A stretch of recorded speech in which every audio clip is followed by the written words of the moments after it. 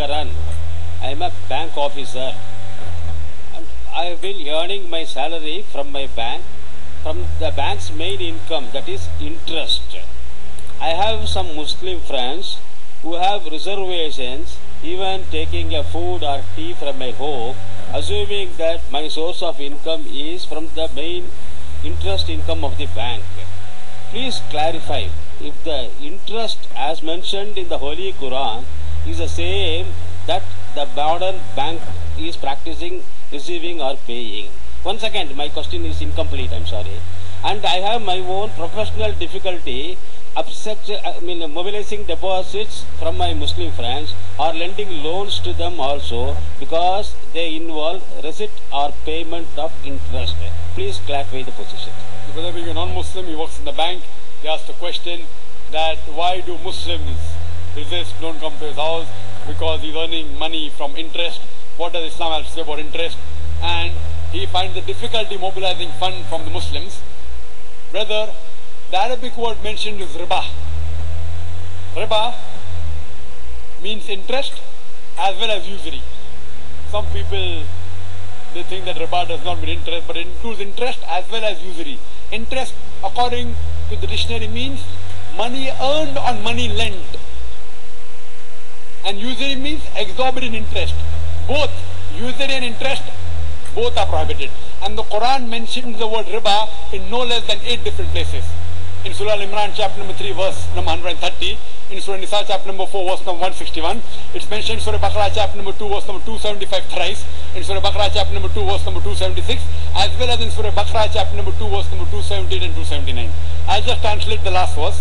Surah Baqarah chapter 2 verse number 278 and 279 says that if you give up not your demands of riba, of interest, then take notice of a war from Allah and His Rasul. So anyone who deals with interest, gives interest or takes interest, he is waging a war with Almighty God Allah and with the Messenger Prophet Muhammad Sallallahu Alaihi Wasallam. It is one of the major sins in Islam.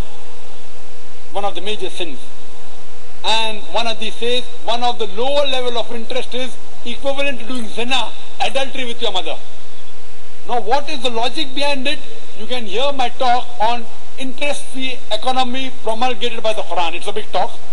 Logically for me to prove to you why interest is haram, it will take a few hours, which will not be possible now. But in short, the reason interest is prohibited because it makes a rich person more rich and a poor person more poor. And furthermore, interest encourages many evils. Like if you know, in the 80s, most of the banks, they funded gambling dens, they funded alcohol bars, etc. In Islam, we believe in profit and loss sharing. See, today, you being a banker, you know, the company which has the least debt is a better company. This interest was started by King George V, the banking system. He is the main culprit. Previously it wasn't there. And now, to make the rich people more rich. If a poor person wants loan from a bank, it's difficult. You want to see what is his asset, how much is he earning. So it's more difficult for a poor man to get loan. And furthermore, if you analyze the top companies, they are debt-free companies. Therefore, today we find stock listing. You know, Anil Ambani, he floated the Reliance Power. How many? 1.1 lakh crores. You got 100 times more than what he wanted. No bank would have given him so much money. What he did? He floated stock. What is stock? It is Islamic system, profit and loss sharing. Correct? In interest, it is haram because there are many negative factors. In Islam, we believe in profit and loss sharing. You know, you buy shares. You buy shares of a company. If you make profit, you get profit. If you make loss, you make a loss. It's not fixed 8%, 9%, and the other person makes a lot of money. So what they do, they float shares.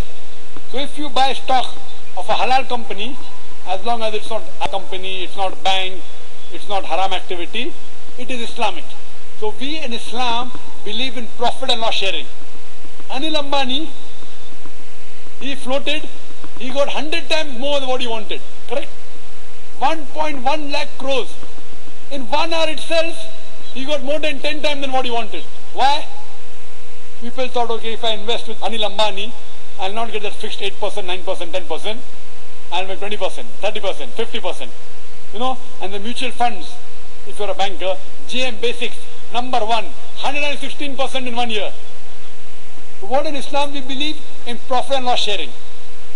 That there is in riba, fixed interest, fixed amount on money earned or money lent is haram. For more details, refer to my video cassette, Interest-Free Economy Promulgated by the Quran.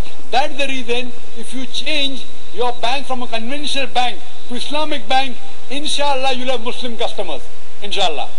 And today, the Indian government, the RBI, the finance minister, hasn't given permission for a true Islamic bank. But there are people approaching him. I myself spoke to Chidambaram when he came to Saudi Arabia, and there are high possibilities. Manmohan Singh, our Prime Minister, initially he was the finance minister. He understands finance better. There are high possibilities, inshallah, he is studying the system.